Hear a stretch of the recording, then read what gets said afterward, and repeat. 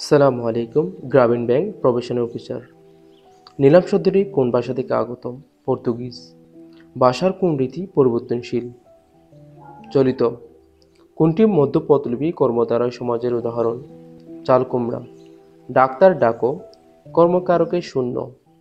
চণ্ডালে বসাও আনি রাজার আলোয়, কর্মে সপ্তমী। লোভে পাপ পাপে মৃত্যু।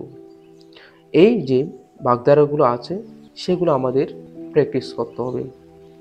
আজকে আমি আপনাদেরকে কিছু জিনিস শেয়ার করব। আসসালামু আলাইকুম প্রিয় ভাই ও বোনেরা, তোমরা এখন হয়তো একটি চেয়ারে বসে আছো। সামনে কিছু বইপত্র, কিছু নোট আর একটি বড় স্বপ্ন, গ্রামীণ ব্যাংকের শিক্ষানবিশ অফিসার হওয়া। তুমি ভাবছো আমি পারবো তো? আমি আজ শুধু একটা কথাই বলতে এসেছি, হ্যাঁ ভাই, তুমি পারবেই ইনশাআল্লাহ। শুধু টাকা পয়সা নয়, এটা একটা সেবামূলক চাকরি। তুমি যদি এই পদে আসো, তাহলে শুধু নিজের ভাগ্য নয়, তুমি বদলে দিতে পারবে গ্রামের অসহায় মানুষদের ভাগ্য। তোমার কলমে হয়তো একদিন কারো জীবনে আলো জ্বলবে।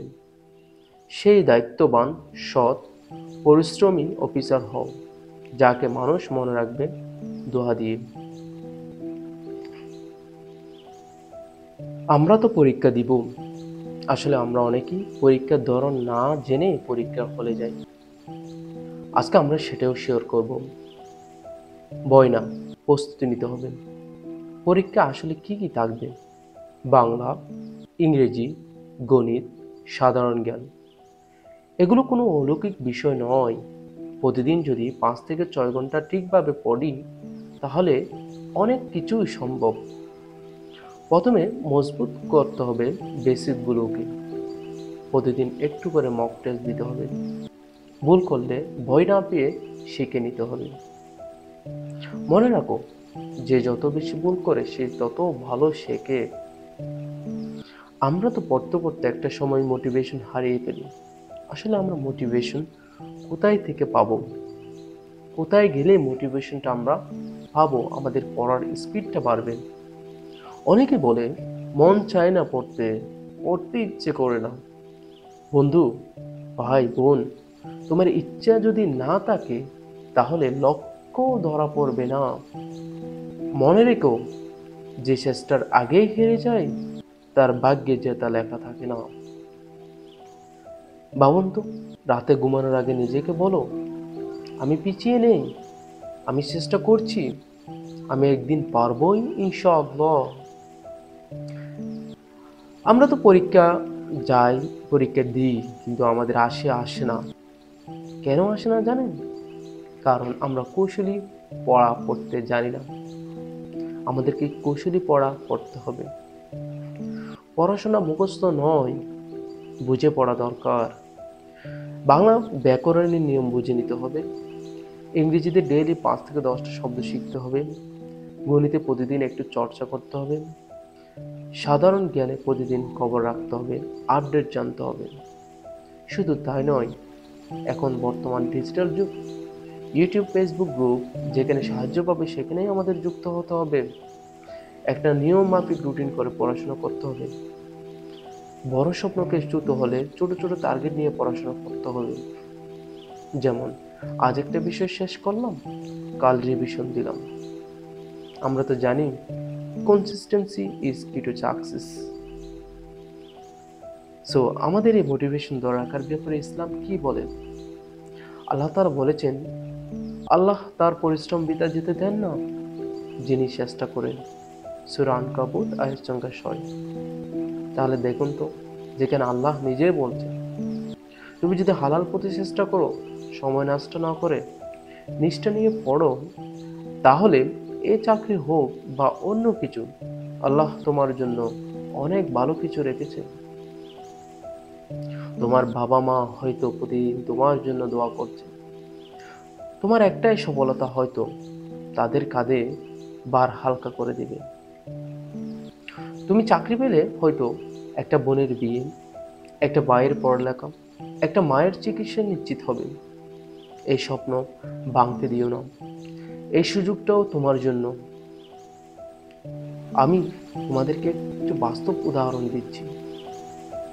এই যে অনেকে শহরে বড় কোচিংয়ে না পড়েও, বড় কোনো গার্ড না নিয়েও শুধু মোবাইল বন্ধ রেখে 3 মাস ঠিকঠাক রুটিন করে পড়াশোনা করে চাকরি পেয়েছে। এরকম অনেক অনেক উদাহরণ আমি বলতে পারবো। তারা কি করেছিল জানো? তারা সময় বাঁচিয়েছে, ডিস্ট্রাকশন বন্ধ করেছে, আল্লাহর উপর ভরসা রেখে চেষ্টা চালিয়েছে। তোমারও উচিত আজ থেকে মন থেকে পারা শব্দটা তুলে এনে কাজে লেগে পড়া। তুমি পারবে ইনশাআল্লাহ। আল্লাহর উপর ভরসা রাখো, সময় নষ্ট করো না।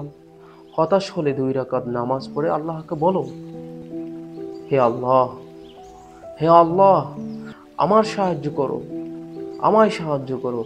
আমি হালাল পথে সফল হতে চাই, আমি হালাল পথে সফল হতে চাই।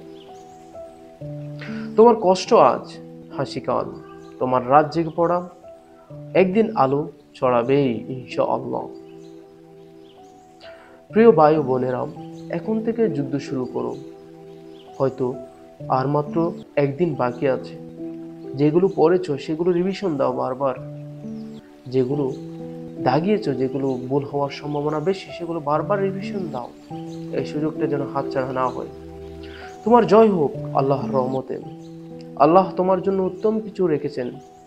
শুধু তুমি হাল ছেড়ো না, শুধু তুমি হাল ছেড়ো না। তুমি পারবে ইনশাআল্লাহ, তুমি পারবে ইনশাআল্লাহ। এখন আমি তোমাদেরকে কিছু টেকনিক শেয়ার করব, যেগুলো বাংলায় কিভাবে রিভিশন দিবে।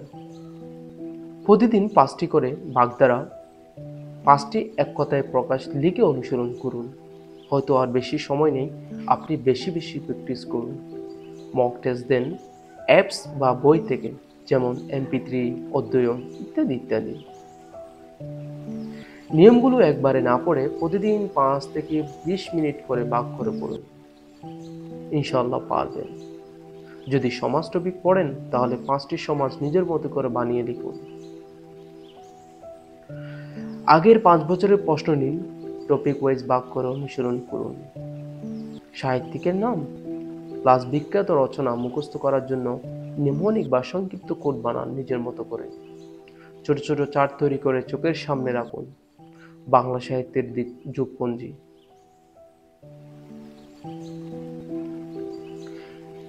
ব্যাকরণ অংশের জন্য MP3 ব্যাকরণ, অগ্রজ প্রকাশন বা অধ্যয়ন গাইড খুব ভালো।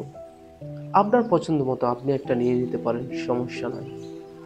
ভোকাবুলারি বাড়াতে প্রতিদিন 10টি করে নতুন শব্দ শিখে লিখে অর্থ ও বাক্য তৈরি করুন। ফেসবুকে বাংলা প্রস্তুতির গ্রুপে যুক্ত থাকুন এবং বিভিন্ন রকমের প্রশ্ন বিভিন্ন রকম থেকে আসে, সেগুলোর উত্তর দেওয়ার চেষ্টা করুন। ইনশাআল্লাহ পারবেন। আমার এই শিটে যদি আপনি নিতে চান তাহলে অবশ্যই আমার হোয়াটসঅ্যাপে যোগাযোগ করতে পারেন। আমি শেষ কথায় একটা কথাই বলবো, আপনার গাম, আপনার কষ্ট, আপনার পড়াশোনা, এইগুলোই আপনাকে চাকরি এনে দিবে। এই মুহূর্তে আপনি যে কষ্ট করছেন, আপনি সেটাই হবে আপনার সম্মানের গল্প। ভয় পাবেন না, সময় নষ্ট করবেন না। বিসমিল্লাহ বলে শুরু করুন। ইনশাআল্লাহ সফলতা আসবে। আপনি পারবেন, আমরা বিশ্বাস করি আপনি পারবেন। আল্লাহর উপর বিশ্বাস রাখুন, ইনশাআল্লাহ আপনি পারবেন।